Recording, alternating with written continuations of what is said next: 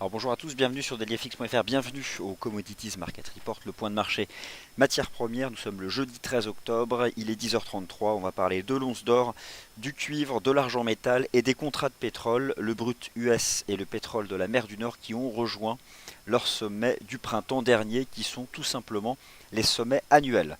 Alors on va passer 5 minutes ensemble pour revenir sur l'analyse technique de tous ces contrats, ainsi que les fondamentaux immédiats. Le point d'orgue pour moi, la question centrale est de savoir si le pétrole a fini son cycle de reprise ou s'il va simplement consolider sous ses plus bas, sous ses plus hauts du printemps dernier.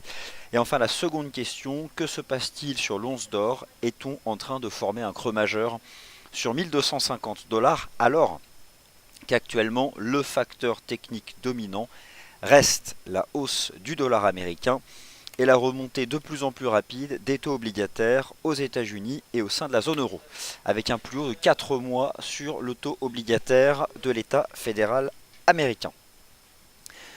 Alors, deuxième avertissement sur les risques, trader sur marge comporte un risque élevé et ne peut être recommandé à tout investisseur car cela peut générer des pertes qui dépassent votre capital de trading. Parlons peu, parlons bien, pas de temps à perdre, pas de blabla, ça dure 5 minutes, on va à l'essentiel. J'espère que vous m'entendez et que vous me voyez correctement.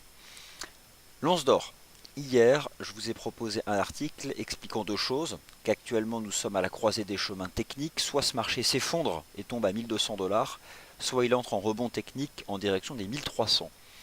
L'analyse technique du RSI propose deux possibilités, soit il s'agit d'une divergence haussière standard, peut-être déjà active, soit il s'agit au contraire du strict opposé, le drapeau baissier de momentum.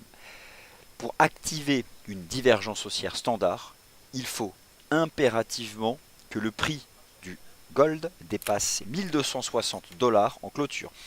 Hier, la publication des minutes de la Fed a à peine fait varier les indices, a à peine fait varier le dollar américain, a à peine fait varier les taux d'intérêt et donc n'a pas créé de volatilité sur le prix des métaux précieux. Mais les tendances sont entretenues. Donc la tendance haussière du dollar américain, la tendance haussière des taux, etc., etc. Tous ces éléments-là, je vais vous le montrer dans le morning meeting. Donc là, je ne répondrai pas aux questions sur les paires de devises, ni sur les taux d'intérêt, ni sur les indices boursiers. On se concentre sur les matières premières. Ce jeudi 13 octobre, donc, on va tenter de répondre à cette question sur le métal jaune. D'autre part, c'est aujourd'hui que sont publiés les stocks de pétrole hebdomadaires aux États-Unis, les stocks de brut et les stocks d'essence. Ce n'était pas hier parce que lundi c'était férié aux États-Unis et à chaque fois qu'il y a un jour férié aux États-Unis, eh bien la publication des statistiques de fréquence hebdomadaire est repoussée d'une journée. Donc pas de réponse encore sur le gold. Le marché reste dans ce range entre 1250 et 1260. Soit le marché s'effondre, soit au contraire il valide une divergence haussière. En réalité, deux choses peuvent se passer. La remontée des taux peut créer de la pression sur les valeurs cycliques hors secteur financier. C'est-à-dire que la remontée des taux fait remonter les valeurs de l'assurance. Regardez la performance d'AXA depuis un mois, plus 10%.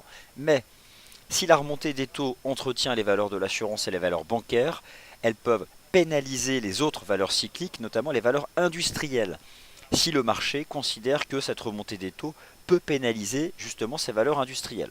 Donc c'est là où c'est un peu compliqué d'évaluer la situation. Soit l'once d'or continue de souffrir de la remontée des taux et du dollar américain, et à ce moment-là activerait un drapeau baissier de momentum casse 1250 dollars. Mais si la remontée des taux pénalise tous les secteurs cycliques en dehors du secteur financier, c'est à ce moment-là que l'once d'or peut retrouver son aspect refuge et valider ce scénario technique.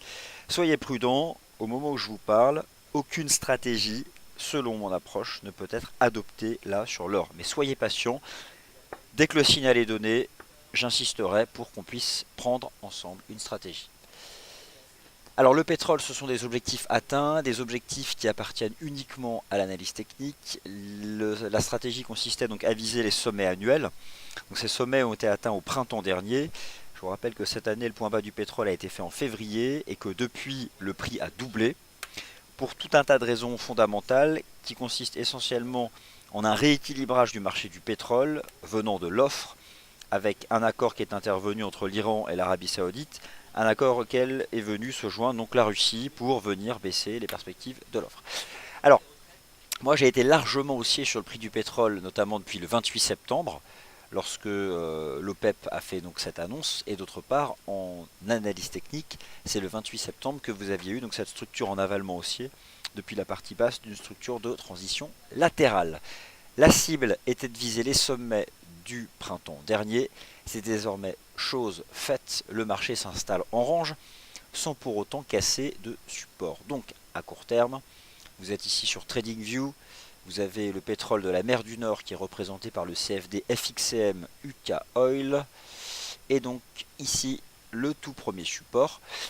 Faites attention, nous ne sommes pas dans des conditions techniques identiques à celles du printemps dernier qui s'était traduit par des structures baissières et un rejet de 20%. Le marché s'installe en range. La suite des événements, c'est cet après-midi avec les stocks de pétrole aux États-Unis.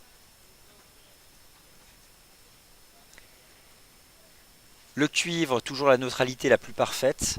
La neutralité chartiste, la neutralité des indicateurs de tendance, la neutralité des oscillateurs. On paye en bas de range, on short en haut de range ou on fait rien du tout. Le gaz naturel haussier comme l'énergie. Je vise toujours les 3,34 $. On est rentré dans une phase de pullback.